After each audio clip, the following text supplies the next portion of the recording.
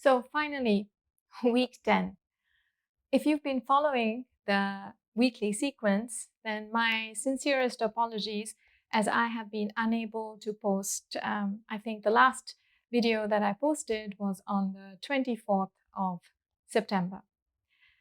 Sometimes there are difficulties in life that come up, and also coincidences, because if you have watched week 9, then there was this last shot that I included of my dear cat Leo.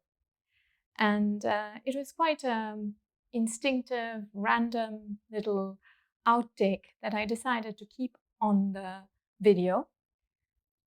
And unfortunately, my cat developed carcinoma, and he passed very soon. So I am very grateful that, having spent 9 years with him and having only beautiful memories, that he did not suffer much and his passing was very peaceful. Well, let's be honest, passing can never be peaceful. We all have to encounter death, aging, and sickness. And that is one of the reasons I think anybody moves towards a spiritual path. The first noble truth, the Buddha says that there is suffering, there is dukkha, because this world is not perfect. It has its ups and downs. And what can center us is finding a path that can take us through suffering and yet not harden us or make us feel disappointed with life, but open our hearts to a bigger truth. And I'm reminded of a quote, and I actually wrote it down because I'm probably not very good at remembering them and reciting it ad lib on camera. So I wrote it down. And this is BKS Guruji's quote. Yoga teaches us to cure what need not be endured and endure what cannot be cured. So as we go through this journey of life, there will be aspects that we can change, and there will be aspects that we cannot do anything about. However, how we show up, how we go through the process of enduring it, all depends on how we have practiced before. And if I can just say that this very life-changing moment of sitting with my pet as he passed does bring a sense of deep reverence for life and also a keen awareness that we are not simply this body and there is something deeper within us that survives this bodily formation. And therefore, I must insist that though we are using this body as the vehicle of exploring in our yoga practice, the purpose of yoga is never just to create a beautiful body or a strong body or a fit body or a body that others will appreciate. The real purpose of yoga is to use the body to understand ourselves better, to train our mind, to delve deeper into parts of our consciousness that we have no clue exists. And as we endure these poses, sometimes difficult, sometimes challenging, what we are building is internal resilience and our ability to stay with difficult things and our ability to know that as we keep doing something, things change. And therefore, there is this sort of balancing act that we must do between action and inaction. And that understanding is not clear-cut. It comes over time, and it only comes through dedicating yourself and surrendering yourself to practice. I think that's enough for an introduction.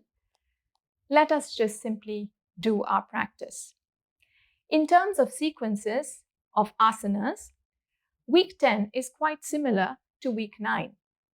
However, in revisiting a lot of these asanas, we are trying to become more familiar with them and become better at them. So let's look at this week 10 as deepening our practice, both in life and also in our asanas. So, please take a comfortable seat. Bring the fingertips close to the sides of the body. As you press your fingers down, lift the waistline, lift the side chest. Take the upper arms closer towards your torso. Move the bottom part of your shoulder blades into the back, spreading the front of the chest. And maintaining this lift and length of your spine, bring the palms of the hand at the center of your chest. Now close your eyes. And as always, we start with chanting 3 Oms and the invocation to Patanjali.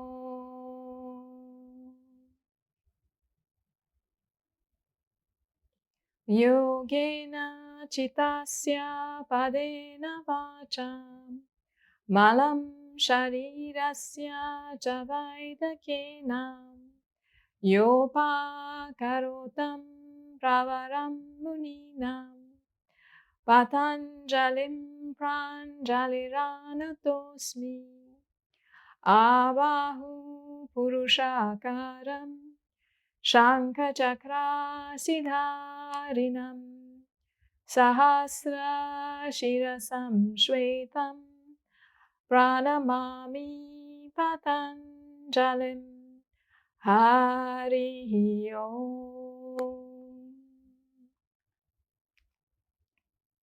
And maintain the lift and length of your spine.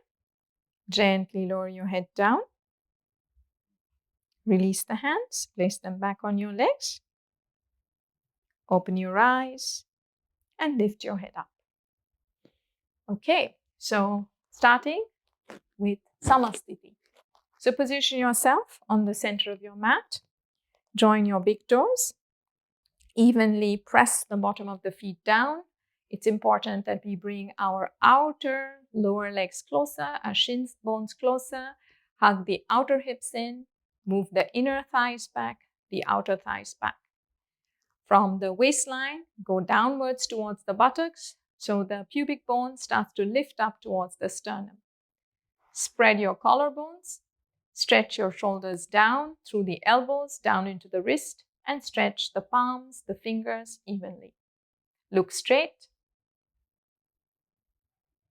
Standing for a short while, feeling the front of your body, the back of the body. Tighten the elbows, straighten your knees, and observe the natural flow of breath. And from here, we are going to go for Baddhanguliyasana. So once more, stretch your arms straight in front of you. I will just step back so you can also observe my hands, hopefully. As you straighten your arms, take your right thumb over your left, turn the palms out, maintain the connection of the thumbs, spread through the palms of the hand, bring the outer elbows in, and with an inhalation, go ahead and stretch your arms up. It's important that we bring our upper outer arms closer towards the head. Your elbow, especially if the elbow is bending, you need to focus your attention on stretching that forearm more and more. Keep lifting the sides of the chest, lift your upper arm, straighten your elbows. Turn the palms up towards the ceiling. The little finger side goes down towards the floor. At the same time, keep your weight heavy on the feet. Press your heels down. Bring your outer thighs in, outer shins in, tailbone in. and stretch up. Take your upper arms behind, opening the armpit chest. Now take your hands down. Change. Left thumb comes on top. Interlace the hands again, turning the palms out, keeping the palms of the hands stretching. Bring your outer elbow joints in. With an inhalation, go ahead and stretch your arms. Again, lift the armpit chest. Bring your outer arms in. Straighten your elbow joint. Make your open from the inner elbow down to the forearm into the wrist. At the same time, see that your outer hips are drawing closer towards each other. Your frontal thighs are moving back, and your tailbone is moving forward towards the pubic bone. Lift from the abdomen, lift from the sides of the waistline. Now slowly release and bring your hands down. Trikonasana. So let's begin by bringing our hands in the center. Bend your knees, jump and spread your legs out. So you want to, if you're jumping, do a big jump, right? Let me do that one more time, okay? So you have to use your arms in this process. Just using the legs doesn't help. So you jump back. Now, if you want to jump again, so you bend your knees, you go down, and you have to reach your arms and jump your legs. That really helps in terms of getting that spread. So now adjust your feet so your toes are pointing straight. Stretch from the elbows into the wrists, into the fingers. Take your forearms back, upper arms back, opening the sides of the chest. Now go ahead and turn your right leg out completely. Remember, the whole leg has to turn along with the foot and the knee. Left toes slightly turn in. Take your attention, press into the outer edge of the left leg. Elongate the sides of your torso. Go down with your right hand. Use the left hand to lift the left side of the chest up. Lengthen both sides of your waistline. Turn from the right hip to the left. Turn from the right armpit to the left. And use your left upper arm to really lift the sides of the chest. Your right shoulder can sometimes come forward. So you have to be conscious that your right shoulder blade moves into the back and the bottom of the shoulder blade helps you to turn the chest. Line your top arm and your upper arm equally. Now use the top upper arm. Inhale and come up. Turn your toes forward again. Adjusting your feet. Spreading through the upper arms, head back. Tighten your elbows. Spread through the fingers. Now turn your left leg out completely. Turn your right toes in. Keep your weight heavy on the heels. Press into the feet.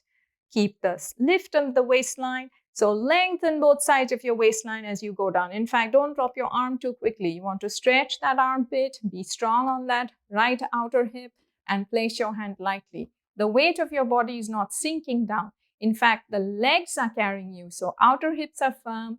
Turn from your left waistline to the right.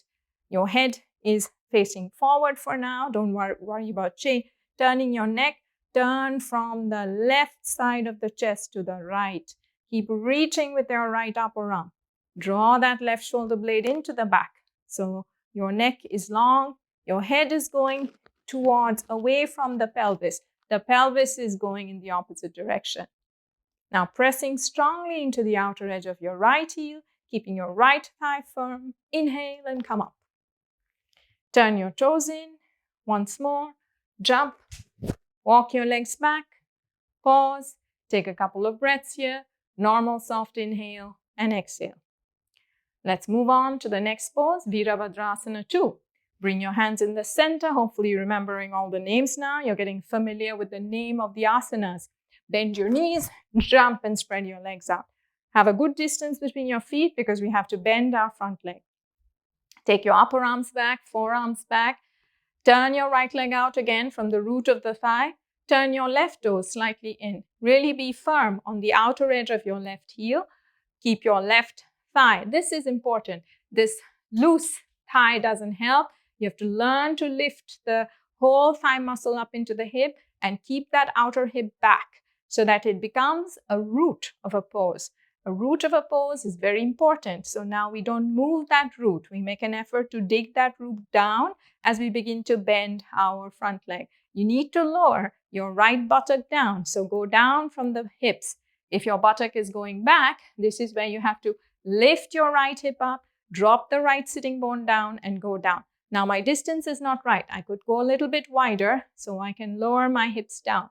My front leg needs to be at a 90-degree angle with your thigh. So your shin and your thigh have to be 90 degrees on the right side, and your left leg is straight. Now stretch your arms from the center of the chest, lift both sides of the waistline, but lower your hips and turn to look towards your fingertips. Stretch your right arm, left arm evenly. Keep pressing into the outer edge of your left heel. Make your left leg really straight. Now inhale and come up. You may relax your hands for a while. Turn your toes in again. So you see that your feet are back in line.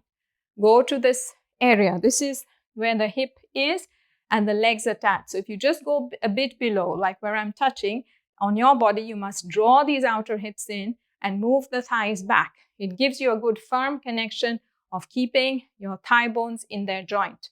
Now stretch your arms up from the center of the chest. Spread your collarbones. Please turn your left leg out. The whole knee, the thigh has to turn.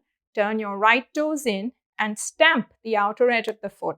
You have to be quite conscious that you're not falling into that inner ankle in this way. So take your mind and stamp the outer edge of your right heel. Keep your right waistline back. Stretch your right arm long and bend your front leg. You have to lower your hips down to start to open up the pelvis to create mobility. However, you can't just bend your right leg for that. Your right knee has to be straight. Stretch from the right inner thigh into the heel. Go down from the hip and turn to gaze towards your fingertips.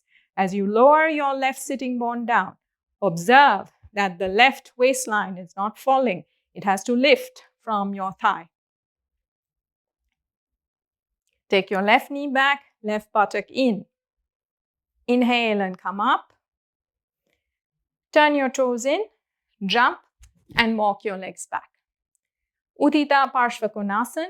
I'm going to get 2 blocks so that I can use them. I don't know where my blocks are. I need to get them.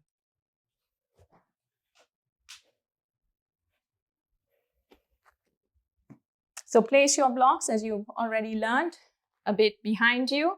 So it gives you room to jump if you're jumping, or if you're stepping also, you still need the room. So bring your hands in the center, bend your knees, jump and spread your legs out.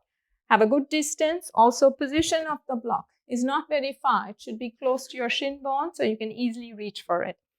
Open your chest, turn your right leg out completely, turn your left toes in, stamp the outer edge of the left heel, lift both sides of the waistline, take a deep inhale, and with an exhalation, bend your front leg. Remember to keep your right knee back, right waistline turning to the left.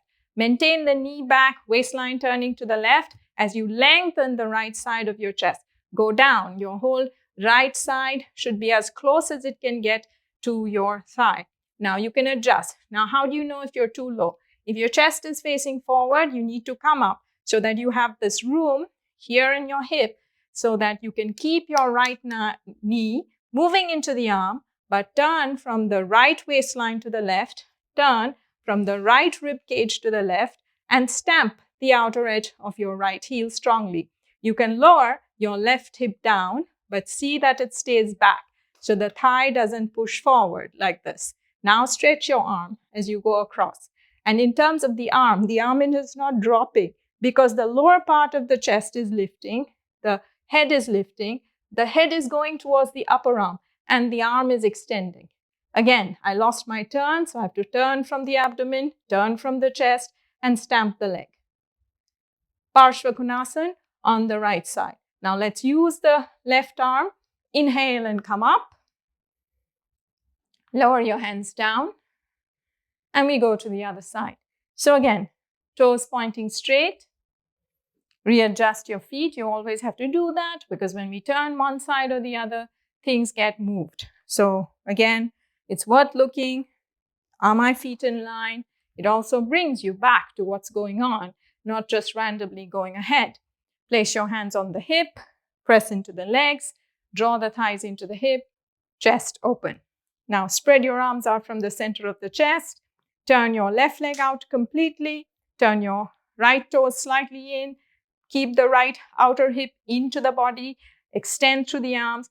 Take a deep inhale and with an exhalation, go down from the leg. When you go down, allow your distance. So if you feel your knee is going forward, you might need to take your right leg a little bit back so that you can lower that left hip down. At the same time, you have to turn from the left side to the right.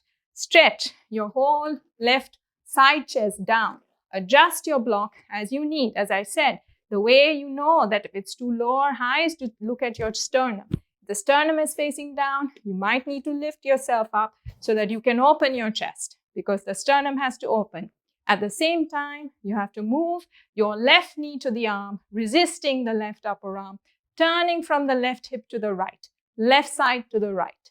And then when we reach our arms across, you draw a line from your right upper arm through the elbow joint into the wrist, but stamp from the right hip back down to the heel in the opposite direction. Go down with your right hip, move your left knee to the arm, and turn your chest. Revolve. Now, keeping the right leg very straight and strong, use your right arm. Inhale and come up. Turn your toes in, jump, and come back to standing, back to Samasthiti or Karasana.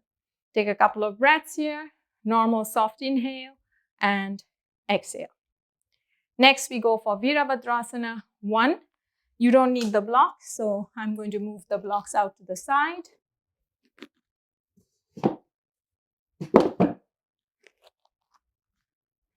And we are going to do Virabhadrasana 1.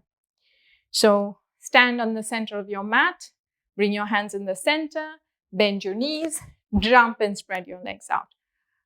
We start by rotating. The back armpit comes forward, the front armpit goes back.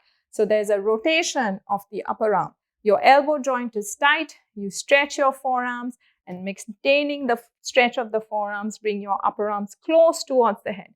Try to see if you can get your hands even to touch, if some of you can. But if your elbow is bending, it's not like this. This is very different in Iyengar yoga. We use the arms to lift and really hug the upper arms and extend. And if you find your elbows are bending, you have to keep your arms apart. Now, extending through the sides of the waistline, please turn your left foot slightly in, this time a little bit more than you did before. But don't let your left shin come forward. Move that shin bone back, thigh bone back. Stamp into the outer edge of the foot. Turn your right knee, right thigh, right foot. Compacting your hips. Keep that hip compact as you turn your chest. Now reach your arms behind your ears so your bottom shoulder blade moves in. Keep reaching up and now bend your front leg. You do have to lower your front leg to a 90-degree angle, but at the same time, you have to see that your left shin is back, left thigh is back. Revolve from the back of your left inner thigh. Bring the left hip forward, the right hip back, elbows tight. Take your arms up. If you're fine, you can look up. Now inhale, come up. If you want a challenge, keep your arms up. I'm going to try and keep them up. Turn your left leg out completely. Turn your right toes 60 degrees. So, however, make sure your right shin bone is back, thigh bone is back. Revolve from the outer hip. Revolve from the right side to the left. Keep your right leg very straight. Lift your right hip up. Don't go forward from the lumbar spine. This is very important that our tailbone moves in. Our waistline lifts up. From the abdomen, you have to lift up. And it's only through the sitting bones that we are going down. So you have to keep this lift so the top of your waistline is not collapsing onto that front leg. So go down, keeping the front leg bent. Make your right leg straighter. Turn from your right waistline to the left. Reach your arms back. Head looking up. Stretch up, lift up, and keep your back leg straight. Inhale and come up.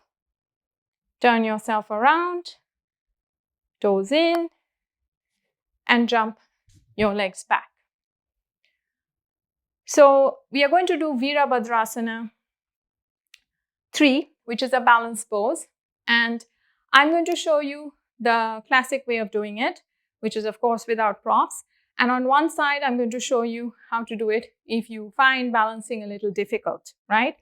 So if you are somebody who cannot balance, then you have option 1. But if you are somebody who would like the challenge and want to balance, then it's worth trying. Now, I will move my mat a little bit because otherwise I'll crash into the wall on the right side. So bear with me as I just adjust my mat.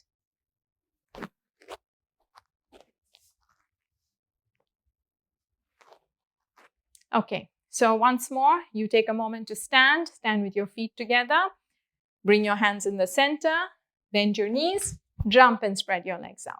Once you've got the spreading of the legs, rotate your upper arms and lift up, stretch up. We start with Virabhadrasana, 1. So you turn your right leg, you did this very well, hopefully. Turn your hips, turn your chest, keeping the back leg firm. Now this compactness of the hip has to be maintained when you go, and especially this rotation, because if you notice now, so I'm pausing you for a short while, you can take your arms down, of course. The hip is a kind of stabilizing unit. So if you let your hips go loose, you're going to lose your balance. So you have to be very firm on the outer hips and really maintain the rotation. Now, when you reach your arms and you bend your front leg in this position, you lift your foot up. So you notice how I lifted my foot up so that I can still keep the rotation going. And then even when I'm here, so some of you can just work on this. You can stretch your arm and learn to lift the back of your thigh. You can see and press the toes. So this leg learns to become straight. The inner thigh has to lift, the heel has to stretch, and you can stretch your arms. This will be hard work. Then from here, if you want to go forward, I still have to move back. You have to reach forward with your arms. Let your chest drop. And then when you bring your back leg closer, resist your elbows. Don't let them drop. And then slowly lift that back leg. Toes pointing down, left hip rotating, gripping the outer hip, stretching the elbows. Go down with your chest, but keep the compactness of the hip. Now bend your leg, drop the foot, and come up. Virabhadrasana on the left side. So on the left side, supposing that was just too much, there's another way you can do the pose. And you can look at this later and practice as you wish. And I'll show you the block variation. So supposing you're somebody who is got a hip issue, or you are a bit elderly as well, and you want to build your strength, but you have a hip issue and balancing is a little difficult. Even then, for someone like that, putting weight on one side of your leg and, working on balance is a good idea. So what I've done is I've kept the block there and at a little distance. So you will see, and if you want to just pause and see and then join in after, that's fine too. So as we jump our legs and I reach my arms up and I turn myself to the left. So I've turned, I'm doing the pose on the left side. So I bend my legs, right? Now as I go forward, I can keep my hands here on the block, and it's a question of my hip has to come above my knee. So I have to turn my foot, I have to bring it in. My hands are there as a support. And now when I lift the leg, so you see, I'm making my leg very straight. And then I lift and the bottom leg became straight. And so now even if I find balancing is difficult for me, I can work on these actions. I can keep, now this is what a lot of people do, right? You roll your hip and you think you're balancing. No, because then you're leaning on one side. You have to learn to roll that back of your thigh, levelize your hip. Don't lift from the waistline. Your waistline is stable.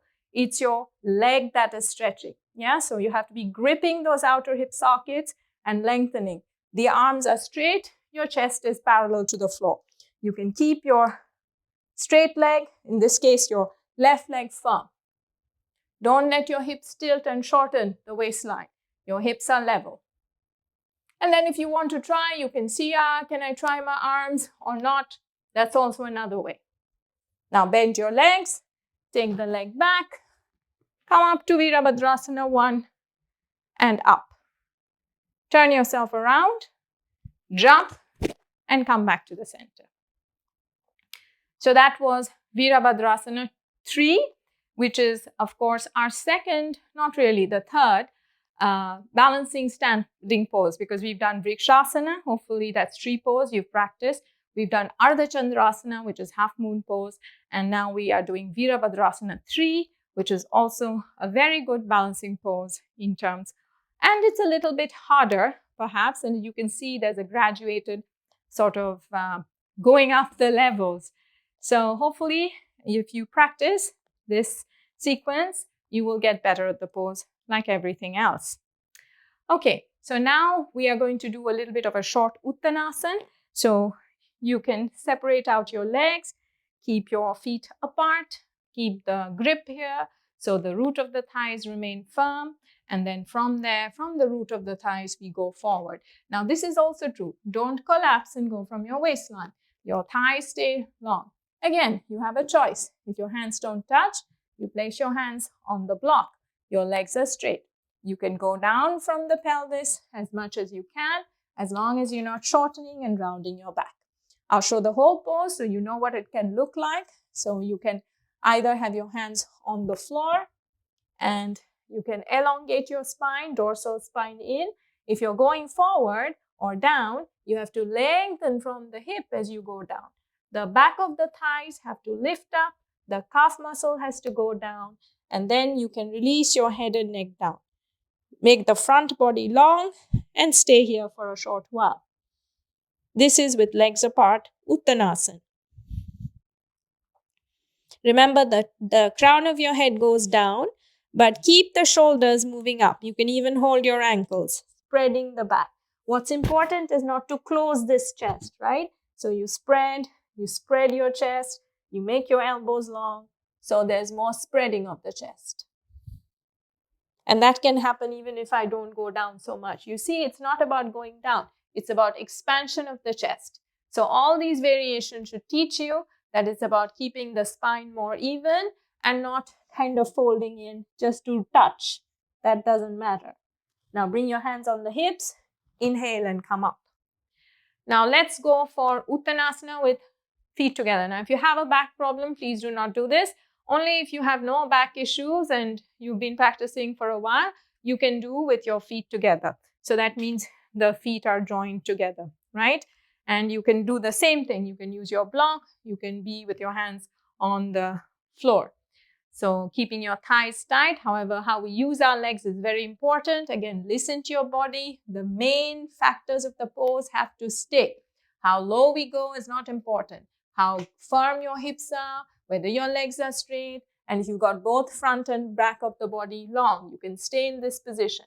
Now, if you're fine in this position, you can walk your hands back, keep the elbows tight, dorsal spine in, allow your pelvis to come a little bit over the ankles so you can release your torso down, release the head down.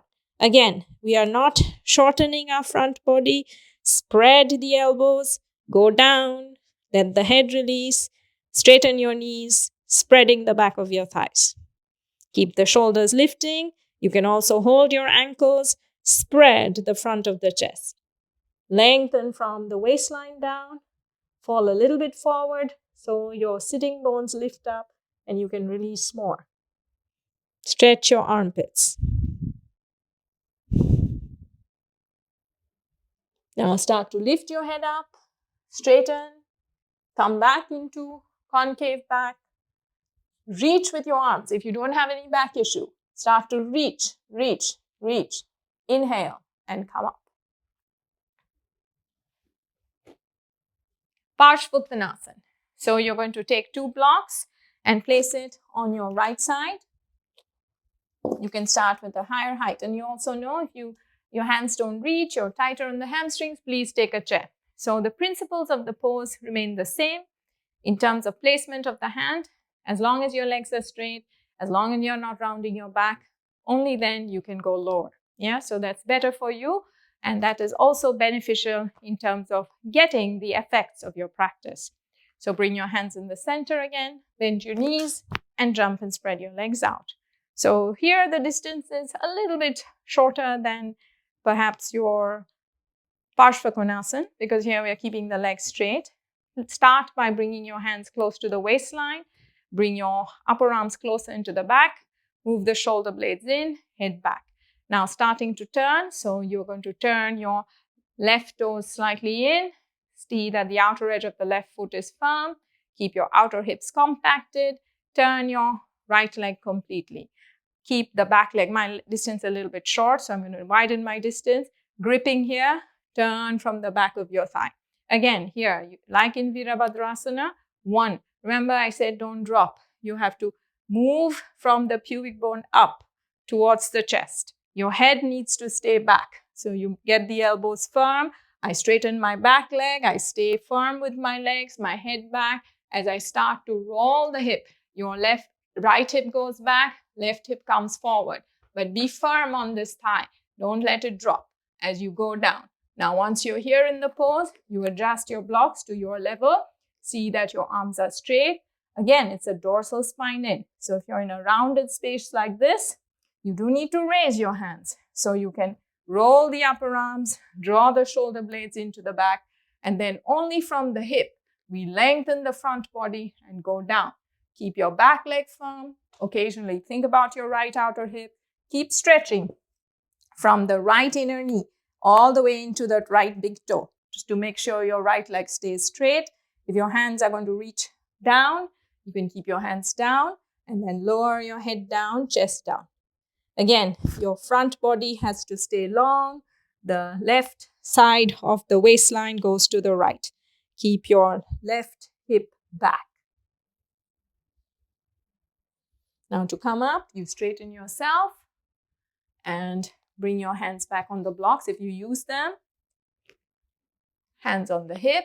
This is where the test is. If you're coming up with bent legs, that means you haven't really worked that back leg. Press into the legs, inhale and come up.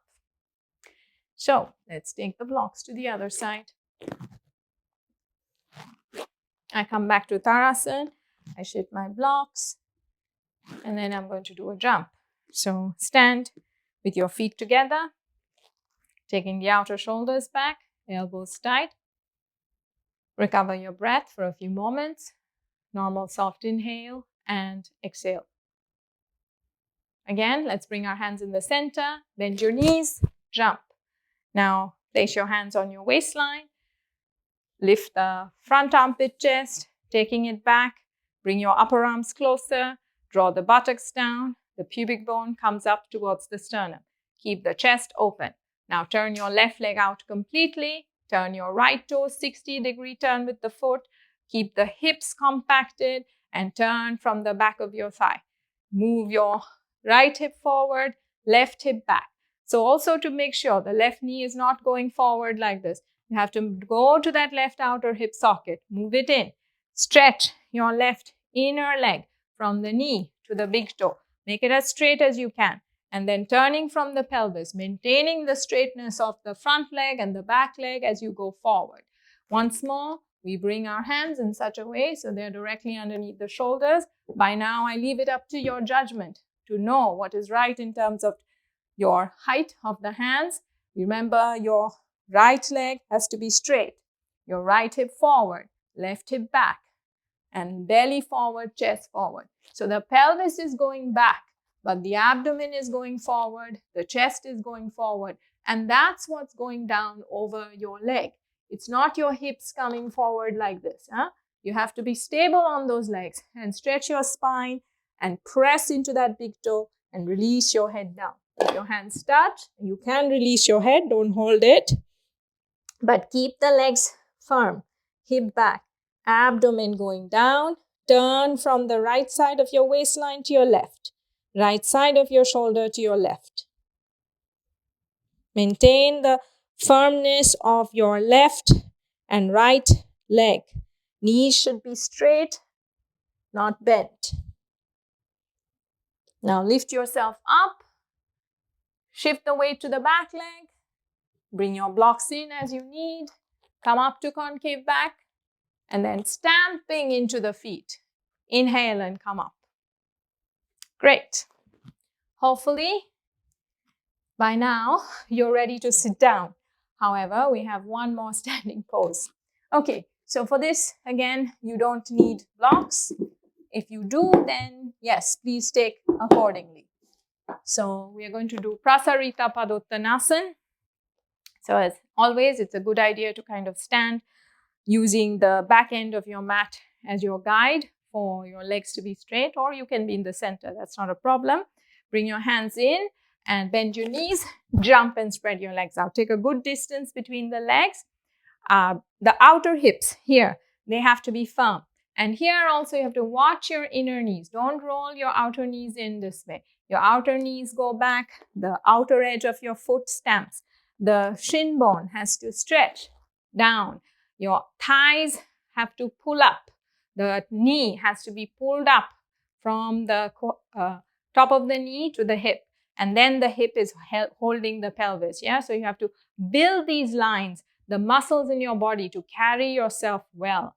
And now stamping the outer edges of the feet, lift your waistline, lift your chest. And it's from this junction of the pelvis that we go forward. Don't shorten your abdomen. Extend as you go down. Now bring your hands. Your hands have to be directly underneath your shoulders. Again, if you cannot reach, you can use your hands on the block. I'm just showing you here. If your hands can go down, flatten. At the same time, you have to press your hands, lift your chest. Now walk your hands back if you're able to with legs straight. Otherwise, you just stay where you are so that it's more or less in line with the back foot. Yeah. So my hands, my palms are spreading. The distance hasn't changed. Now I look forward. I allow myself to go down. As I let my head go down, bring your elbows in. Again, if your head is going down, finally the pose, the crown of the head is on the floor. But that's not important. What's important is when you take your hands, your elbows shouldn't be wide. Your elbows come in. From the elbow, press into the hands, but from the elbow, pull to the shoulders. Lift the shoulders, let your head go down, and make your knees straight. Prasarita Padottanasana. Keep lifting from the shoulders, pressing the shoulder blades in. Keep the legs straight, knees tight. Let the crown of your head go down and maintain the strength of the outer elbows in. This is going to help us in Sirsasana. This is the unstable shoulder. This I'm working, so my upper arms are keeping my shoulders in place, and I can lift my shoulders away from my neckline. Now start to look forward. Walk your hands forward. Straighten your arms. Then you may slide your feet a little bit in. Stamp into the legs. Inhale and come up. Now jump your legs and come back into Samasthiti. Now we are going to go down to the floor. So you can grab a blanket for Upavistha Konasana.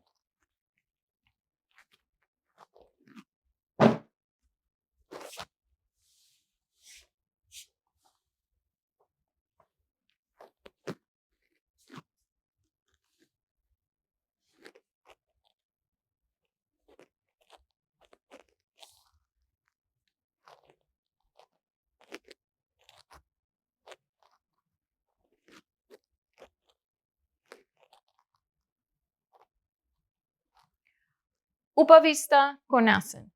So I placed a blanket so that I can use that to lift my sitting bones up. And then you can sit in Dandasana with your feet facing forward. You can use your hands, move the buttock flesh away. See that you're on the front of the sitting bones. And then you can spread your legs out. So have your legs equally spread on the right and the left. Your toes are pointing up. Take your attention. Have your knees are also pointing up. They're not rolling out or rolling in. Be firm on the outer hip sockets. Press your thighs down. Press your shins down and keep your toes up. A lot of the times our feet fall. You have to be conscious what you've been learning on bringing the outer thighs in and descending this root of the thighs down so that your pelvis starts to lift. It's important that in this pose we learn this action of how the legs go back into the socket, they descend down, and you're able to lift your pubic bone up, your waistline up, using the hands now to lift the armpit chest up, shoulders back. Keep pressing your thighs down, lift from the waistline, bring your upper arms closer, move the shoulder blades in. So your chest is forward, but your head is back. Upavistha Konasana. Now from here, we are going to go for Svastikasana. So here as well, you can start with your legs in Dandasana. It's a nice way to begin. And then we take our right leg like you're doing Janu Sirsasana. So in Janu Sirsasana, this is also important to remember, the heel is close to the inner groin. That means the knee has to go a little bit back as you pull the foot in. Yeah, so you can see my foot is touching, but my groin is my heel is in line with my inner groin, not across. Yeah, this is very different because then the knee is forward. So you do have to move this back so your knee is back.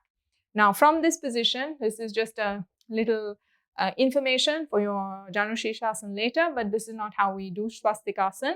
Then you start to slide your foot because now you've taken it back, and as you slide your foot, you bring it underneath your thigh and you try to cross it as much as possible in the center. And then when you get the other leg so that your shins cross and your feet kind of form a support for the outer knees. Yeah, you can relax your feet, but that's where it is. So if your shins are kind of loose or they're up, you need to sit higher, right? Then you need to elevate yourself so that you can bring your shins closer. So this is important. And also at the beginning, you might find one hip has a tighter connection, but that's okay. Main thing to realize is your knee shouldn't be up here and not loose. It has to cross more in the middle of the shin. Now let's go to the other side. Again, legs are straight, thighs tight. And now again, move your left leg out like in Janu Sirsasana, and then slide your foot under. Try to move to the middle of the shin, and now take your right leg under. So now we've done Svastikasana on both sides. So again, the outer hips firm, lifting the waistline, lifting the chest. Now let's do Svastikasana Parvatasana from this position. Again, if you revisit, we did the similar thing last week, not last week because it's been many weeks since I posted week 9 on the week 9 video. So now stretch your arms straight, take your right thumb on top of the left, interlace your hands, touching the thumbs, spreading through the palms of the hand, hug your outer arms in, keep stretching through the arms as you go up.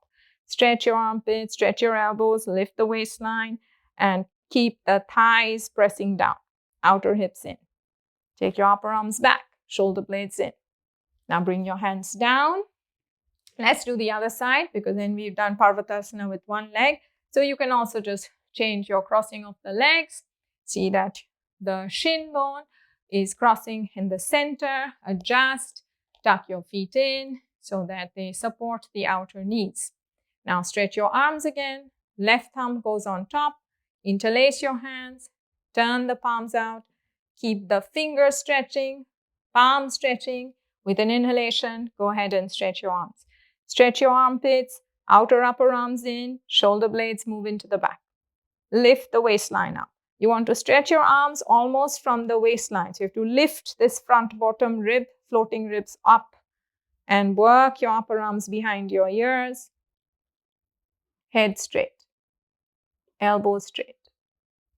Now release and bring your hands down. Now from Parvatasana, Svastikasana, we go to Virasana. So again, I think revisiting, I show you one where you can also sit on the floor. So some of you, if you're able to, you can sit on the floor, but you can also use height. So from the side, the shin bone has to stretch. You have to see that your ankle is straight, the top of your foot, the metatarsals is extending. You roll the calf flesh out and you sit back. What you have to see that you're not dropping your sacrum or rounding your back, or there's no huge gap here. If that's the case, you definitely have to sit higher depending on what's needed. If you have any knee problems, please don't do it. This is only for someone who has no knee problems and has been practicing yoga or has done these movements. So if you're starting out, avoid Virasana. That's just something to remember.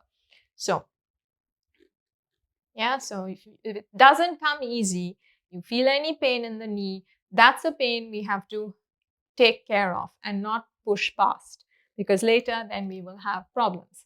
So if you're with a teacher in an in-person class, then they might know how to guide you.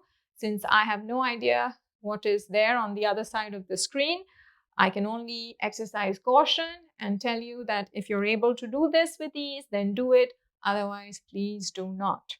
So press the shins, press the tops of the feet, and lift from the waistline, taking the outer shoulders back. I'm also showing you the side view because you want to see that your chest is not collapsing down. Yeah, the weight of my body is falling to the sacrum. You have to press the shins, outer hips in, and lift your side chest up. Take your outer shoulders back, head back. So the dorsal spine has to move in, abdomen is soft, and this is the position, and your head is back. Okay, so that's Virasana. Stretching and pressing down. Okay, so now we are going to go for Gomukhasana. And Gomukhasana is also just the leg position. So you are going to straighten your legs. Let's start by taking our right leg over, slip the left foot underneath your sitting bones, and you bring the foot in and you got your hips level. Your knees stack up. You try and really stretch the top of the foot, extending the tops of the feet.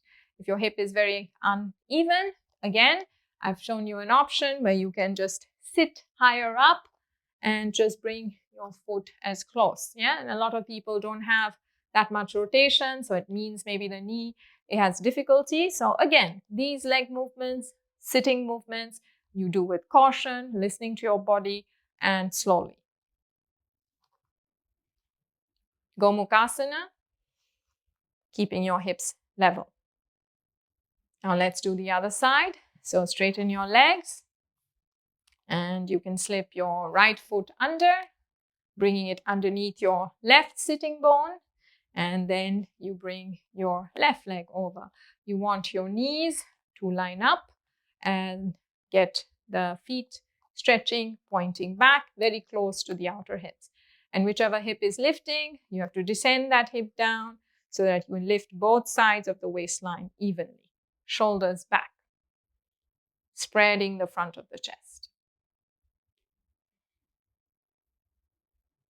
Now we are going to go for Bharadvajasana. So again, Bharadvajasana, I'm just using a small support. You can use a blanket, you can use a block. But if you look at what the pose is, then you know what adjustments you need. So we start by sitting in Dandasana. That is the base position of all seated poses. Then you move your legs over to your left side. And when you take your legs over to the left side, remember it's the outer foot. In this case, your left foot is a Virasana foot. And the bottom foot, so the ankle of your left foot rests on the arch of your right foot. And if you find your knees are off or you're tilting on one side, you have to adjust to take the right amount of height for yourself so that your pelvis is level and your knees are pointing straight. They can be a little apart, that's okay, but you have to see that your knees are pointing straight, your hip is really not tilted, you are able to descend this down. So in this case, I think I could do with a bit more height. Yeah, so I adjust, and again, I see that my toe is pointing straight. On another small point, now my right foot, if I sit on my right foot, my hip cannot go down. So your right foot has to be out. Do not sit on that foot. You have to descend the right hip down and your knees are straight.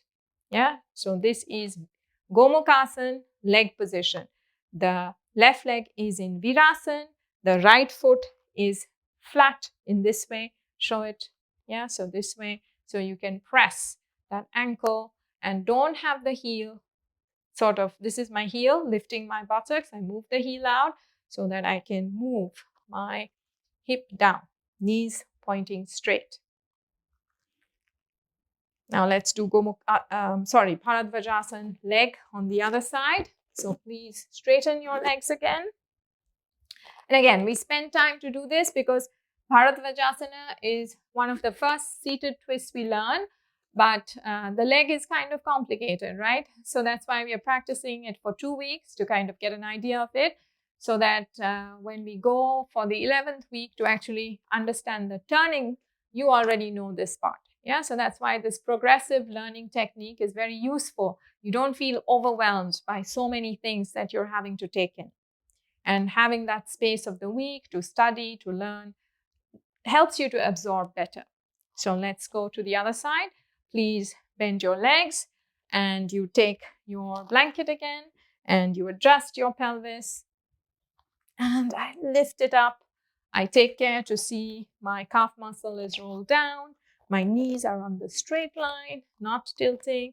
And I am not sitting on the foot, my left foot. I have my right toes pointing straight. My hips are level. So Bharadvajasana, leg only for this week. Okay, so now we are going to go for Urdhva Prasarita Ekapada Sirsasana. I have a feeling all of you just probably come to learn Sirsasana. Anyway, the interesting thing is you cannot learn Sirsasana and you can't get better at it until you learn all the previous poses, right? But we are going to do Urdhva Prasarita Ekapada Sirsasana. So Urdhva Prasarita Ekapada Sirsasana. I'm going to show you two variations today. And I want to bring a chair just to give you an idea of the pose. And I can also show you on the wall. So what you'll need is a wall for sure. And you can take your blanket to the wall. And it's ekapada, that means we are not taking both our legs up yet. Yeah, we are still in that learning process. It's nice to have a blanket because that way the crown of your head is not on a hard surface. So I place my blanket like this. I smoothen it out. And you remember about the interlace of your hands. You have to interlace your hands, but still keeping a gap. The knuckles go directly into the wall. And you bring your elbows so they're directly underneath the shoulders. When you place the crown of your head, it's this part, the crown of your head. So you have to go down, all the way to the wall, place the crown of your head here. Be firm on the wrist. Now, my wrist can lift, so I have to really press the forearm down. And my knuckles are stopping my head from going forward, right? So your head has to stay, your forearms have to press. Now, keeping this, you start to walk your legs closer. You have to, don't let your heels stay back. You have to lift up. And again, this all depends on your mobility, many things. Your hip over time has to line up over your shoulders. But this is where you have to work on pushing your elbows, stretching your armpits to the hip. Now, maintain this left leg. Now, you're going to revisit a little bit of what we learned in Virabhadrasana 3. Remember when I asked you to lift your leg, I said, don't turn your waistline. This is what a lot of people do. This is not very good because you're putting weight on one side of the shoulder. So you have to see that your hips are level, right? So when your hip is level, your hips are firm, you start stretching that leg up. Yeah, so this is the work. Without dropping on one side. You have to evenness. This is the leg. Then you take the leg down. And again, you press your forearms, lift your shoulders, move the dorsal spine in, and lift your left leg up. Again, when you lift your left leg, don't work from the waistline. Roll that left thigh in. Stretch from the left leg. The right leg will slowly take you off. Yeah, this is how we can slowly go into Sirsasana. But this is a lot of practice over years. So don't expect it to happen. If it does, well done. Then you're lucky. Otherwise, come down and rest. Okay, so shall we do it one more time? Why don't you change your interlace? Because we can develop a habit of interlacing the same way. So change your interlace. Again, put it against the wall. Bring your elbows in. Place the crown of your head down. Be very firm on the upper arms. Bring them in. Don't let them slide. Dig your forearms, dig your inner elbows, lift the shoulders, and walk forward. Now, once you feel you've reached your limit, lift your heels, straight legs, no bending legs here. Straight, up, stretch, extend. Maybe you'll take that left leg off. then down. The other side. Again, lift the shoulders, stretch. The leg which is lifting is going to take the bottom leg up. Don't try to kick. Yeah, so just practice. And now bend your knees and rest for a while. Relax your shoulders.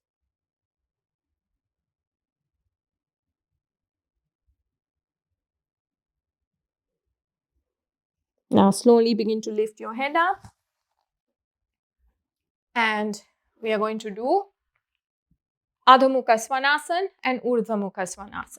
So you will not need a blanket. So come right to the top of the mat. You can bend your knees, spread your fingers evenly, and big step back with your legs. Your distance has to be good enough, so don't make it short. Even if your heels don't touch, it doesn't matter. Keep stretching your fingers forward, lift your elbows, lift your upper arms. Your head stays in line with your upper arms, don't dig it. But move the shoulder blades into the back. Keep the abdomen in and move from the outer thighs up and back. Your quadriceps have to lift up, and that's what takes your hips back. Have a look at your front ankle. Move the front of your ankle to the back of the ankle. Stretch the back of the knees. Toes pointing straight. Again, elbows tight. Dorsal in. Stretching. Now keep the legs firm. Go forward. Urdhva Mukha Svanasana. Roll the outer shoulders. Lift the back of the thighs. Tailbone in. Chest up. Adho Mukha Svanasana. Urdhva Mukha Svanasana. Adho Mukha Svanasana. Urdhva Mukha Svanasana.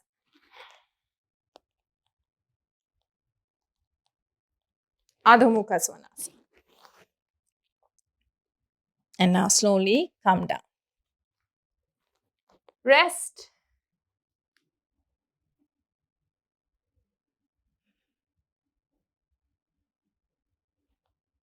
And now slowly at your own pace, you can come up, and it's time for the finishing sequence, Sarvangasana.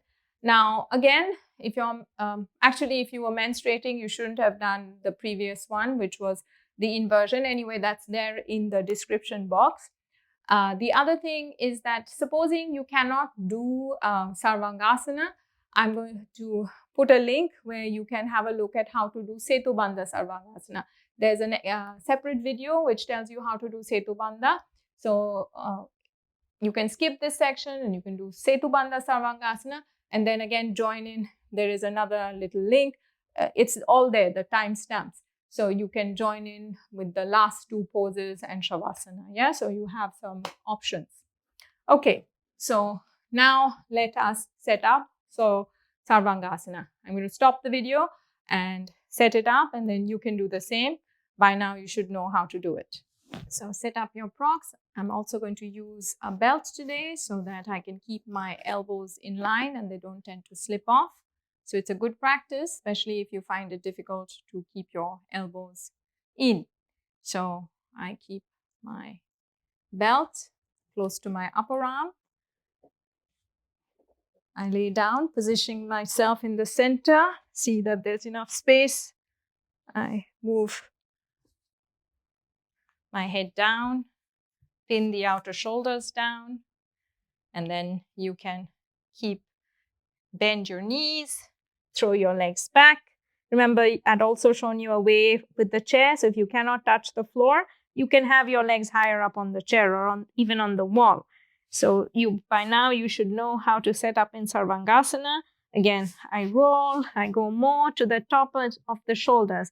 That's why it's important to take your feet a little forward, learn to lift this back of the body. Then I stretch my arms, I make my upper arms long. Then I take my belt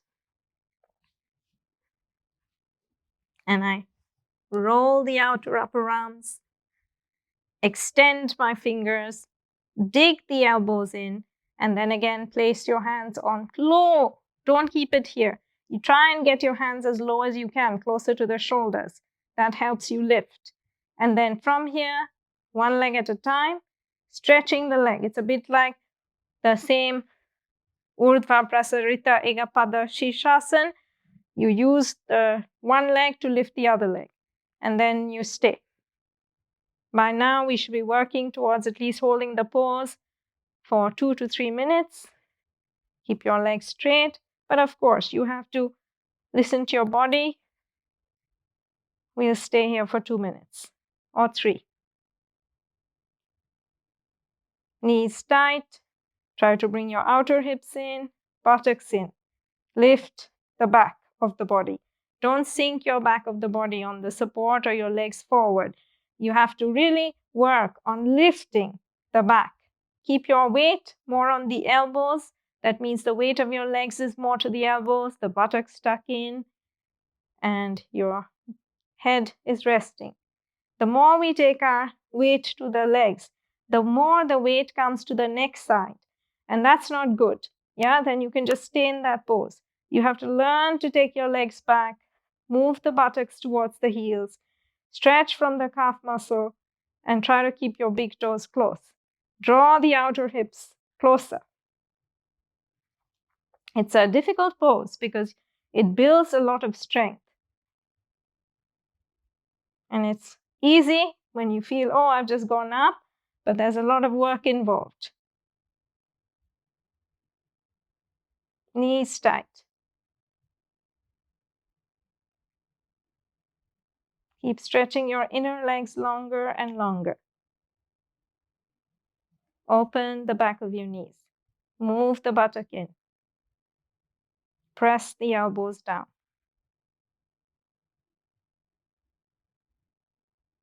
And stay for half a minute longer. Knees straight. Of course, come down if it's too much for you.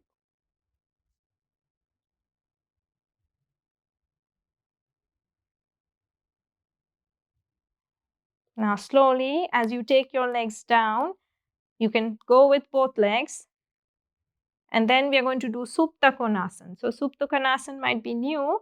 So here the legs spread out like we did in Upavistha Konasana. But you have to see your outer hips are not dropping. You have to lift your outer hips up. And you have to lift the back of the knees and stretch from the calf muscle to the heel. So the legs are lifting the sides of your waistline. Your hands are helping you to keep that dorsal spine in. Keep lifting the inner thighs. Tighten your knees. Open the back of your knees. Stretch from the outer hips. Keep the outer hip sockets in and lifting up.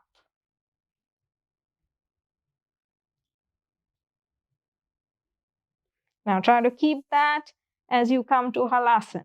So in Halasana also, the hip has to stay up. Your thighs are tight. Yes, we do allow our hips to go more over our head, but don't collapse the weight. We're still lifting from the back of the body, keeping the tailbone moving in, and stretching the knees and the legs.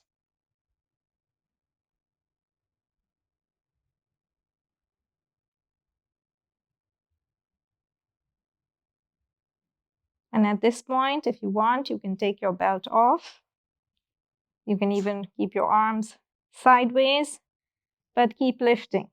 Don't collapse the weight of your pelvis on your shoulders.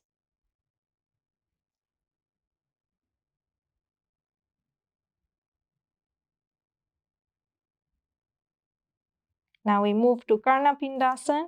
So we bring our knees on either side of our ears. That's why it's called Karnapindasana. The top of the foot can be extended. And we move the back in.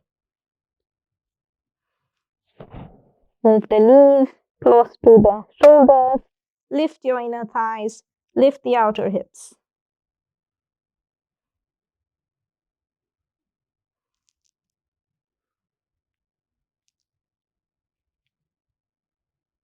And now from here, you can roll yourself slowly down. Use your hands on your hips.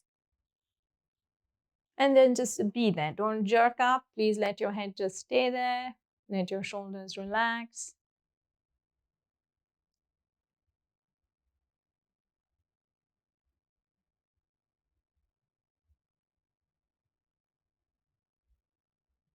Now gently begin to roll yourself to one side and come up. Okay, now we are going to revisit Urdhva Prasarita Padottanasana, which is lying down on our back and learning to lift our legs straight. So you can move all your props out and just you'll need a mat for now. So Urdhva Prasarita Padottanasana, you can start by sitting in Dandasana and then you can bend your knees, lie down on your back. Again, rolling the outer shoulders down, pinning the outer shoulders down. Now you can bring your knees close to your chest. Don't lift your buttocks, your sitting bones, and then straighten your legs straight up. So when you straighten your legs up, you want to see that the thighs stay back. Again, this is a similar thinking we've been going through, right? When we go for Virabhadrasana 3 or 1, we said we are not going to close our hips like this. So you have to see that your front pelvis is up and the root of the thighs is back. You want to open the back of your legs. You want to stretch your knees, drawing the thighs into the hip socket. Over time, bringing the lower leg and the top leg in line, stretching into the legs. Again, if you're unable to keep your legs up, you can use your belt. Otherwise, stay with legs straight, stretching your calf muscle. It's hard on the abdomen. In a sense, it does require some strength work here. So draw the thighs into the hip, gripping here, joining your big toes, opening through the backs of the calf muscle, back of the thighs, and toes together. Spread the bottom of your feet. It really trains your legs to become straighter and stronger. Now bend your knees and take your feet down. Next, we are going to go for Janu Sirsasana and Paschimottanasana. So again, you can use whatever height is needed. We are at the end of the class. So you're going to start with Janu Sirsasana. If you remember, we said our right leg bends in such a way so the right heel comes to the groin. So the knee is back, right? But then you turn from the right hip to the left. Your left leg is straight. You reach your arms up, turning, extending forward, and then lowering your head down. Stay in the pose. Your abdomen has to turn, gaze forward. Janu Sirsasana.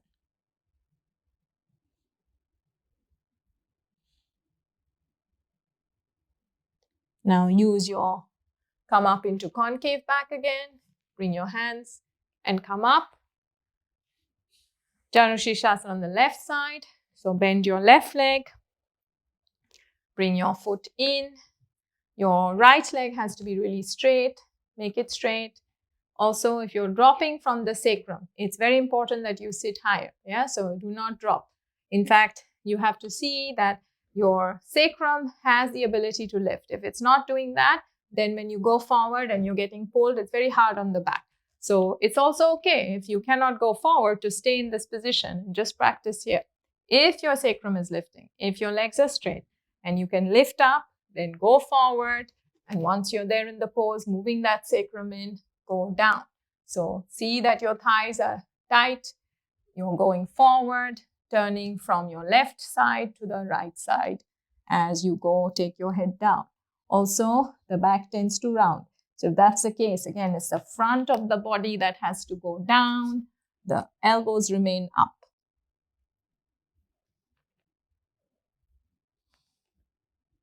Now inhale and come up. And the same is true for Paschimottanasana. Please take a bolster, take a chair if you need to. So supposing this is the chair seat, a Paschimottanasana like this is fine. Yeah, so you're lifting up from here, you're descending down, your dorsal spine is in, and that's great. If you are going down, you have to see that you can at best keep that dorsal spine in, elbows up, go forward, and let your head go down.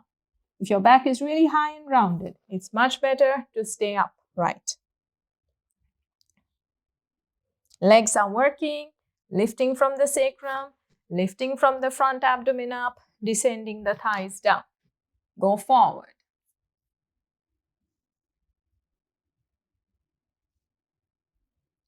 Now use your hands, inhale and come up. Okay, so that ends more or less our sequence. Now it is time for Savasana. So you can do your Shavasana. I will join you. And then you can continue staying if you wish to stay longer. So position yourself on the center. Use any support you need for your head as you need. And when you separate your legs and you take your arms out to the side, see that you're centered on your mat, not positioning your body without any kind of attentiveness. And then let your head rest, your arms rest, your legs rest. And Shavasana is that position where we draw our attention inward. There is that element of pratyahara, which means it's a sense restraint. And here you're restraining your senses. You've closed your eyes. I know I'm speaking to guide you, but you are quiet, you're not speaking. Though your ears are opening, listening, you're not actually actively going out to respond. You become passive with your body and getting a sense of stillness in the body, making an intention not to move it. The nature of the body, the mind is to move. However, for a short while, you're just letting the legs stay, the arms stay. And you're just becoming steady.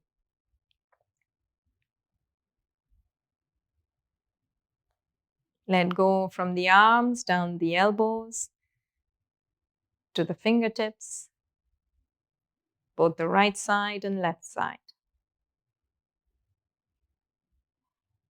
Loosen the thighs, the knees, the ankles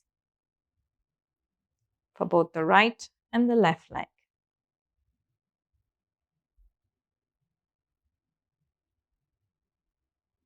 Let the back of your head completely rest on the mat. Surrender the weight of your body onto the floor. Let go.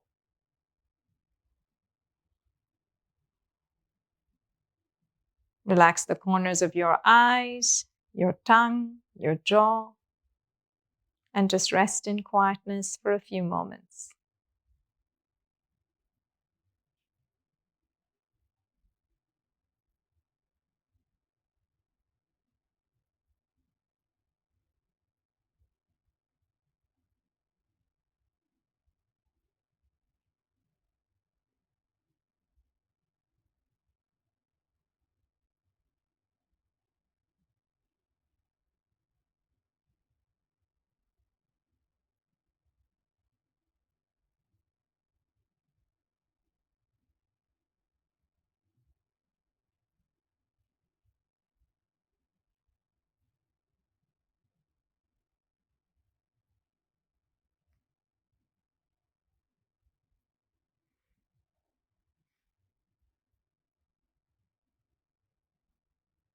Now, if you wish to finish your practice, then slowly begin to open your eyes. Take in the rest of the room. Bend your right arm, your left arm. Bending your right knee, your left knee. Reach your right arm long. Bend your right arm so you can roll over and rest on your right side. And then use your left hand, press into it, and come up into a seated position. Once more, thank you for practicing, and I wish you well wherever you are. Thank you.